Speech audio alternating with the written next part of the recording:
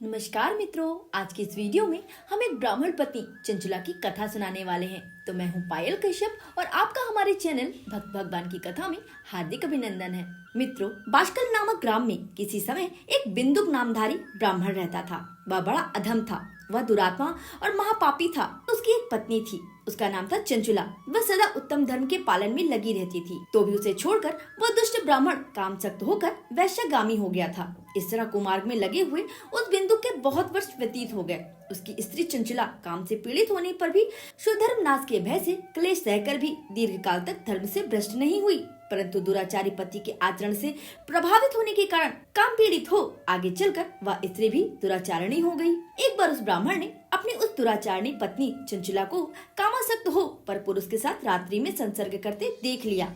जैसे ही वह ब्राह्मण अपनी पत्नी की ओर दौड़ा, वह पर पुरुष भाग गया। तब वह ब्राह्मण बिंदुक अपनी पत्नी को पकड़कर उसे डांटने और मारने लगा। तब चंचुला भी पीटे जाने पर कुपित होकर निर्भयता पूर्वक अपने दुष्ट पति बिंदुक से कहने लगी, मुझ पति परायणा युवती पत्नी को छोड़कर आप बुद्धिवश प्रतिदिन वैश्य के साथ इच्छानुसार रमण करते हैं। आप ही बताएं कि रूपवती और कामासक्त चित्त वाली मुझ युवती की पति के संसर्ग के बिना क्या गति होगी। अपनी पत्नी चंचुला की इस प्रकार बातें सुनकर वो मूर्ख ब्राह्मण चंचुला से कहने लगा, हे प्रिय, तुम भय त्याग दो और मैं जो कह रहा हूँ अब तुम उसे सुनो। हे चंचुला, तुम निर्भय होकर नित्य पर पुरुषों के साथ संसर्ग करो, उन्हें संतुष्ट करके उनसे धन खींचो और वह सारा धन लाकर तुम मुझको दे दिया करो। इस तरह तुम्हारा और मेरा दोनों का ही स्वार्थ सिद्ध हो जाएगा। पति का यह वचन सुनकर उसकी पत्नी चंचुला ने प्रसन्न होकर उसकी कही बात मान ली। उन दोनों दुराचारी पति पत्नी ने इस प्रकार समझौता कर लिया तथा वे निर्भय होकर कुकर्म में लीन हो गए। कुछ समय बाद वह दूषित बुद्धि वाला दुष्ट ब्राह्मण समय अनुसार मृत्यु को प्राप्त होकर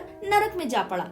इधर उस दुराचारी पति बिंदु के मर जाने पर वह मूढ़ हृदया चंचुला बहुत समय तक पुत्रों के साथ अपने घर में ही रही। इस तरह कुछ समय और बीतने पर चंचुला का भी यौवन समय के साथ ढलने लगा। एक दिन वह दैव के सहयोग से किसी पुण्य पर्व के आने पर वह स्त्री भाई बंधु के साथ गोंकड़ क्षेत्र में गई। तीर्थयात्रियों के संग से उसने भी उस समय जाकर किसी तीर्थ के जल में स्नान किया। फिर वह साधारणतया घूमते एक देव मंदिर में जा पहुंची। उसने वहां दैवज्ञ ब्राह्मण के मुख से भगवान शिव की परम पवित्र और मंगलकारिणी पौराणिक कथा सुनी।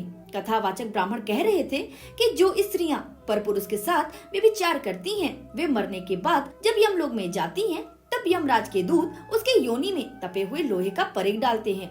पौराणिक ब्राह्मण के मुख से यह वैराग्य बढ़ाने वाली कथा सुनकर चंचुला भय से व्याकुल हो गई। जब कथा समाप्त हुई और लोग वहां से बाहर चले गए, तब वह भयभीत नारी एकांत में शिव पुराण की कथा बांचने वाले उन ब्राह्मण से कहने लगी, ब्राह्मण, मैं अपने धर्म को नहीं जानती थी, इसलिए मेरे द्वारा बड़ा दुराचार हुआ है। मैं कामांध होकर अपनी संपूर्ण युवा अवस्था व्यभिचार में बिताई है। आज वैराग्य से ओतप्रोत हो आपके इस प्रवचन को सुनकर मुझे बड़ा भय लग रहा है।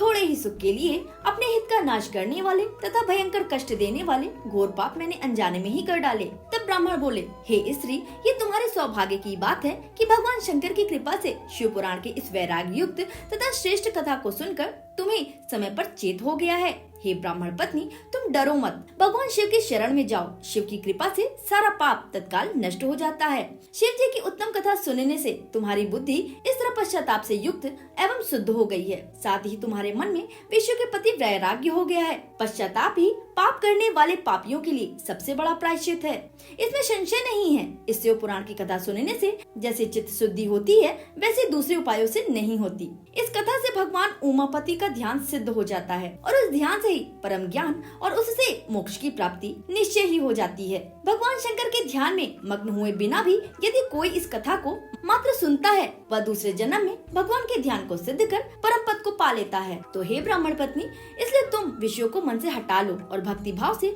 भगवान शंकर के परम पावन कथा को सुनो और परमात्मा शंकर की इस कथा को सुनने से तुम्हारे चित्त की शुद्धि होगी। इस तरह वह ब्राह्मण पत्नी ब्राह्मण के उक्त उपदेश को सुनकर वह शिव पुराण की कथा को सुनने की इच्छा मन में लिए उन ब्राह्मण देवता की सेवा में तत्पर हो गई और वहाँ रहने लगी।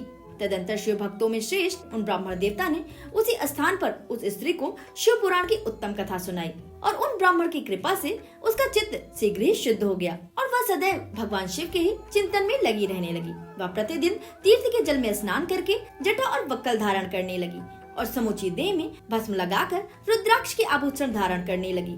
वह सदैव भगवान शिव के नाम जप में ही लगी रहती। संयमित वाणी और अल्पाहार करते हुए गुरु के बताए मार्ग से वह शिव जी को प्रसन्न करने लगी। तत्पश्चात समय पूर्ण होने पर भक्ति, ज्ञान और वैराग्य से युक्त हुई चंचुला अपने शरीर को बिना किसी कष्ट के त्याग दिया और फिर वह अद्भुत विमान पर बैठकर शिवदूतों के साथ भगवान के लोक को जा पहुंची। इस प्रकार परम उज्ज्वल भगवान शंकर का दर्शन करके वह ब्राह्मण पत्नी चंचुला बहुत प्रसन्न हुई। फिर पार्वती जी ने दिव्य रूप धारणी बिंदु प्रिया चंचुला को प्रेम पूर्वक अपनी सखी बना लिया। तो मित्रों, यह तो थी ब्राह्मण पत्नी चंचुला की एक छोटी सी कथा। उम्मीद करती हूँ कि आपको वीडियो पसंद आई होगी। अगर यह वीडियो पसंद आई हो तो प्लीज लाइक कीजिए, चैनल को सब्सक्राइब कीजिए और कमेंट सेक्शन में जय महाकाल लिखना ना भूलें। नमस्कार, राधे राधे।